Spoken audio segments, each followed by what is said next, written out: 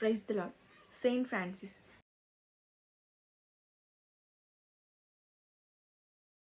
దేవుని సేవలో గొప్పగా వాడబడిన మిషనరీ.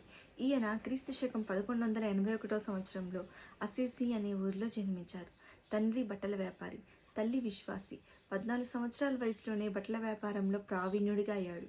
వస్త్రాలని, ఆభరణాలని ప్రేమిస్తూ ఆడంబరంగా జీవించేవాడు. 20 సంవత్సరాల వయసులో తనకు ఒక వ్యాధి వచ్చింది.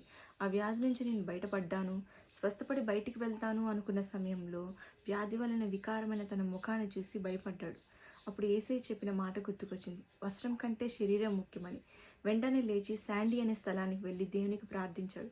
దేవుని స్వరాన్ని విన్నాడు, నేను నా ఇల్లు పాడైపోయింది, బాగు చేయి అని. వెంటనే ఎక్కడెక్కడ మందిరాలు అయితే పాడైపోయాయో అక్కడ మందిరాలని కట్టించాడు.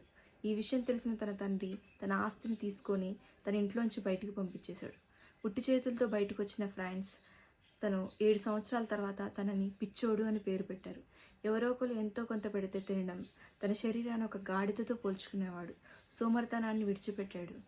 దేవుడు ఆత్మ ద్వారా దర్శించి, నేను రక్తం ఇచ్చి సంపాదించుకున్న నా జనులు నశించిపోతున్నారు అని క్లియర్గా మాట్లాడినప్పుడు 27 సంవత్సరాలకే సంపూర్ణ సేవలోనికి వచ్చాడు. ఎక్కడ సువార్త చెప్పమంటే అక్కడ సువార్త చెప్పేవాడు. కుష్ఠరోగుల కొరకు ప్రార్థించేవాడు. వారి గాయాలు కడిగి వారి కొరకు ప్రార్థించినప్పుడు ఎంతోమంది కుష్ఠరోగం నుంచి విడుదల పొందారు.